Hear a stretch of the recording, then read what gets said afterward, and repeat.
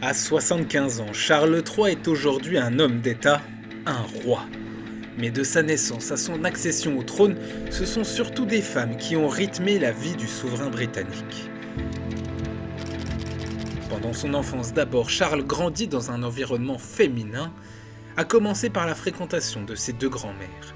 La reine-mère Élisabeth s'est en effet longtemps occupée de Charles, de sa sœur Anne et de leurs deux jeunes frères lorsque sa fille Élisabeth II était amenée à voyager.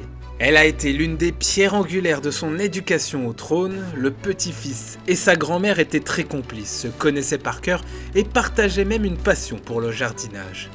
Leur relation a été fusionnelle, si tant est que ce soit possible chez les Windsor, jusqu'à la mort de la Queen Mom en 2002. Charles, absent de Windsor dans les derniers instants de sa vie, ne s'est jamais vraiment remis de cette perte.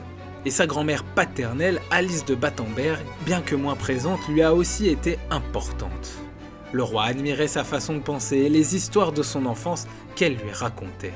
En 2020, il a été se recueillir sur sa tombe à Jérusalem. Mais la relation que Charles a entretenue avec sa mère était plus complexe. Élisabeth II est devenue reine alors que son fils, le jeune prince, n'avait que 3 ans. Elle ne sera jamais très présente pour lui. L'enfance du futur souverain britannique sera aussi marquée par une éducation rude et des parents avares en gestes affectifs. Vers la fin de sa vie, Élisabeth II s'est néanmoins rapprochée de son fils, et aujourd'hui, Charles loue son admiration pour sa défunte mère. Autre grande femme de sa vie, sa sœur, la princesse Anne. Moins de 2 ans les séparent, ils ont grandi ensemble et partagent des passions communes comme l'équitation. L'aînée est destinée au trône, mais la cadette n'a jamais éprouvé aucune jalousie. Elle est même un soutien sans faille du prince Charles, notamment sur le plan privé. Lorsque Charles divorce de Diana en 1996, Anne est à ses côtés pour le soutenir. Lorsque la presse révèle en 1993 des échanges téléphoniques intimes entre le prince et Camilla, c'est encore Anne qui prend sa défense devant la reine. Car oui, c'est aussi à travers sa vie amoureuse que Charles a défrayé la chronique.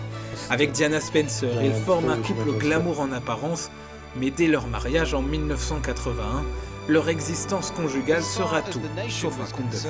La mère de William et Harry ne supporte pas les contraintes de la vie de cour et les tromperies de Charles. Longtemps en dépression, elle tentera même de se suicider. Sa mort accidentelle à Paris se produit 1 an seulement après la signature de leur divorce. En 2005, Charles laisse officiellement entrer une nouvelle femme dans sa vie, Camilla Parker Bowles. C'est elle son véritable âme sœur, celle qu'il a toujours aimée et qu'il voyait en cachette lorsqu'il était avec Diana. Il l'avait déjà demandé en mariage en 1972, mais Camilla avait refusé, préférant sa liberté aux contraintes de la vie de château. Aujourd'hui, reine consort, elle accompagne Charles sur quasiment tous ses déplacements, une revanche pour cette femme longtemps mal aimée par l'opinion publique britannique. Enfin, un jour, Charles III laissera sa place à son fils William et à sa belle-fille adorée Kate, encore une femme qui compte dans sa vie.